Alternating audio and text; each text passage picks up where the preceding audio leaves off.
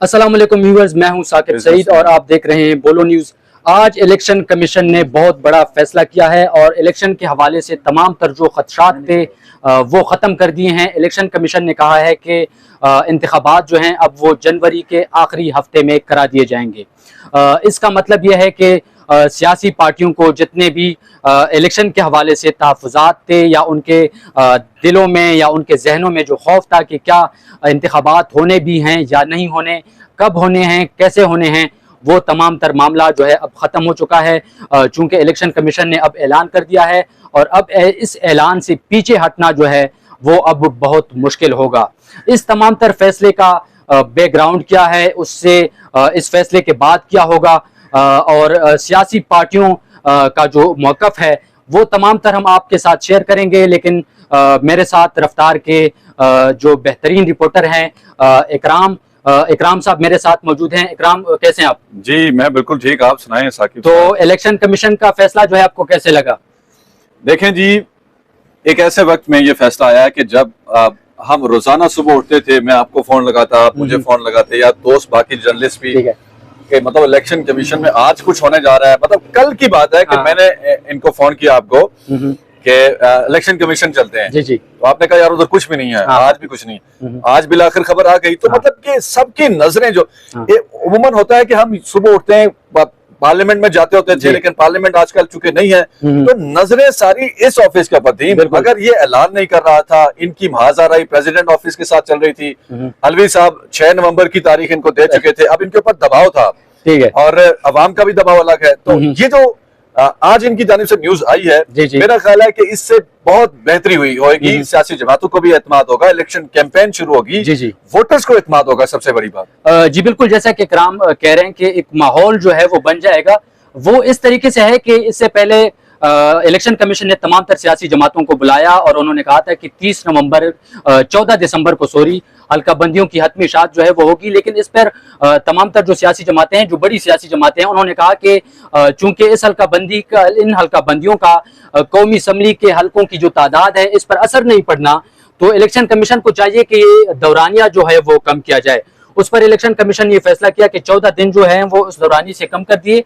उस दिन भी हमने कहा था कि इसका बहुत ही पॉजिटिव असर जो है वो पूरे मुल्क पे होगा और हमने ये भी कहा था कि अगर आपको याद हो, हमने इसी इलेक्शन कमीशन के बिल्डिंग के बाहर यहाँ पे भी व्लॉग किया था और हमने इसी जगह पे हम खड़े थे और हमने कहा था कि जनवरी के आखिर में कहीं ना कहीं ये इलेक्शन की तारीख जो है वो आएगी और आज इलेक्शन कमीशन ने उसका ऐलान कर दिया है। इसके बाद एक और बात यह है कि कल इलेक्शन कमीशन ने ज़ाब्ते अखलाक जो है वो जो इनिशियल ज़ाब्ते अखलाक है वो जारी कर दिया है और तमाम तर जो सियासी जमातें हैं उनको भेज दिया है और इलेक्शन जो सियासी जमातें हैं उनको तलब किया है कि आप आएँ और हमारे साथ मुशावरत करें ताकि इस ये जो ज़ाब्ते अखलाक है उसको फाइनल किया जा सके। ये मैंने कैलेंडर निकाला हुआ है, जी आपको इंटरप्ट कर रहा हूँ, और इसमें जो संडे है वो आखिरी हफ्ते में 28 जनवरी को आ रहा है। जी बिल्कुल। तो आपके व्यूअर्स के लिए कि मुझे ये कभी इम्कान इसका लग रहा है कि 28 जनवरी वो डेट होगी। जी बिल्कुल। पिछले व्लॉग में तो हमने जनवरी का आखिरी हफ्ता दे दिया था, अब हम दे रहे हैं कि 28 जनवरी को बहुत ज्यादा इम्कानात हैं, क्योंकि जाहिर बात है फैसला साज तो हम नहीं है बिल्कुल, लेकिन जो हालात हैं, जो कैलेंडर देखें, वोटर्स को वोट डालने के लिए पूरा दिन चाहिए होता है और उस दिन कोई सरकारी काम नहीं होता, कोई ऑफिस नहीं होता, कोई वर्किंग डे नहीं होता। तो बजाय पीर का दिन जाया करने के या जुम्मे का दिन या कोई भी दिन जाया करने के, इकराम की बात, संडे का दिन 28 जनवरी, मुझे लगता है कि इलेक्शन कमीशन ये टाइम लेगा। जी बिल्कुल, हमारे व्यूअर्स जो हैं, इकराम की बात बिल्कुल ठीक है। 28 जनवरी की तारीख जो है वो आप याद रखें। इंशाल्लाह 28 जनवरी को इंतखाबात होंगे और मैं और इकराम आपको यहाँ पे भी इधर ही मिलेंगे। अब आज के दिन के बाद जो भी डेवलपमेंट होगी, इसमें एक चीज है कि कहीं ऐसा ना हो कि हमारी तारीख जो है, इसमें जो काजी साहब उनके पास पटिशन गई हुई है, तो अभी ये आम आदमी के समझाने के लिए कि ये मामला इलेक्शन कमीशन ने अपने तय तो हल किया है, लेकिन ये मामला हल नहीं हुआ। अभी इलेक्शन कमीशन और प्रेसिडेंट ऑफिस एक दूसरे के ऑपोजिट चल रहे हैं और पीटीआई जो कि बड़ी स्टेक होल्डर है और सुप्रीम कोर्ट बार एसोसिएशन जो कि पीटीआई के साथ खड़ा नजर आ रहा है, ये सब लेकर पटिशन सुप्रीम कोर्ट में गए हुए हैं और सुप्रीम कोर्ट इसके ऊपर, चूंकि अभी सुप्रीम कोर्ट ने अपना प्रैक्टिस एंड प्रोसीजर के ऊपर फैसला देना है, उसके बाद सुप्रीम कोर्ट में इस पटिशन के ऊपर भी ये लगेगी समाअत होगी।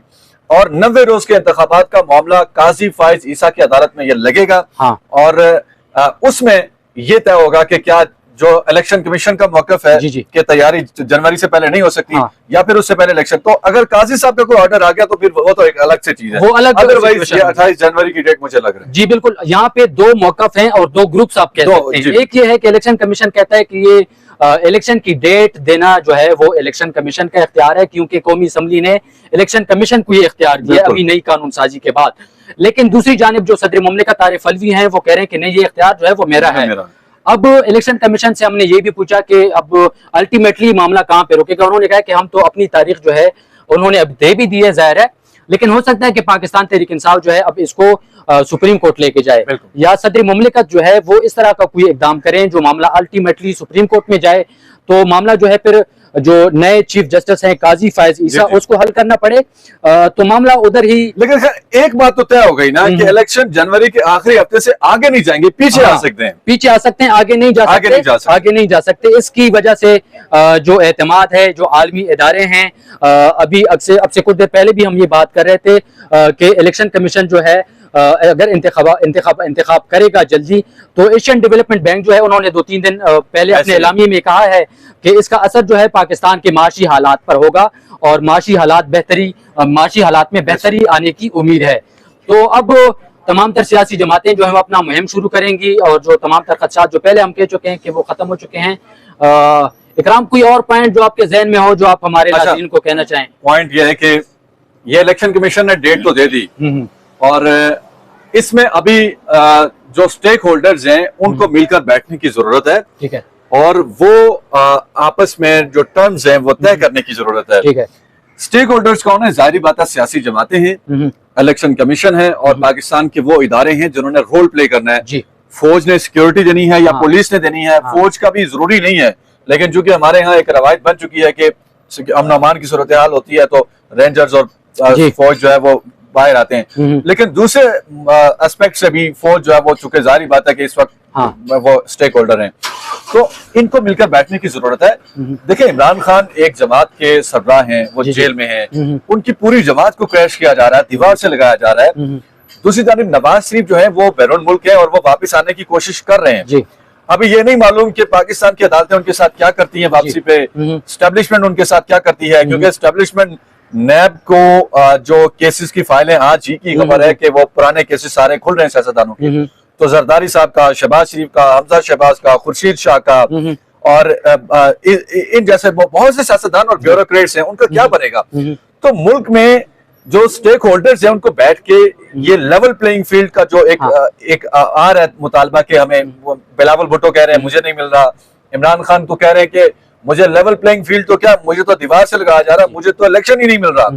तो ये मेरा ख्याल है कि एक पॉइंट ऐसा था कि इलेक्शन कमीशन की जिम्मेदारी है स्टेक होल्डर्स को बिठाए और रियासती इदारों को भी बिठाए, और ये मामला मेरा ख्याल है कि अगर बहुत अच्छा होगा कि सब सियासी जमातों को बराबर फील्ड मिल जाए तो बहुत अच्छा होगा। जी बिल्कुल, इकराम ने बहुत बेहतरीन बात की, लेकिन ये व्लॉग जो है हम एक ऐसे माहौल में कर रहे हैं जब ऐसे लग रहा है कि इमरान खान जो है या पाकिस्तान तहरीक इंसाफ जो है वो मुश्किल से इस इलेक्शन में पार्टिसिपेट करेंगे या उनके लिए मुश्किलात होंगी। दूसरी जानिब ऐसा लग रहा है, ओवरऑल जो माहौल हम देख रहे हैं, ऐसे लग रहा है कि नवाज शरीफ जो हैं वो चौथी दफा वजीर आजम के तौर पर उभर कर सामने आएंगे। लेकिन उन्होंने कल से 2 दिन हो गए, उन्होंने एक नया बयानिया जो है वो शुरू कर चुके हैं, दोबारा से लड़ाई चाह रहे हैं एस्टेब्लिशमेंट के साथ। और नवाज शरीफ 3 दिन कबल अपने इस तकरीर में कह चुके हैं, उन्होंने कोट एंड कोट कहा है कि मैं आपको बता रहा हूँ, आप ये जहन में रखें कि 2017 में मेरे साथ जो कुछ हुआ है उस पर मिट्टी पाव वाली पॉलिसी जो है वो नहीं चलेगी, और जो लोग अपना किरदार जो है वो मुझे निकालने में अदा कर चुके हैं, उनके साथ कोई मंतकी अंजाम तक कोई मामला होगा तो उसके बाद ही आगे की बात की जा सकेगी। लेकिन अब ये माहौल कैसे बनता है, क्या होता है, आने वाला वक्त ही बताएगा। फिलहाल मुझे और इकराम को इजाजत दीजिए। Thank you so much.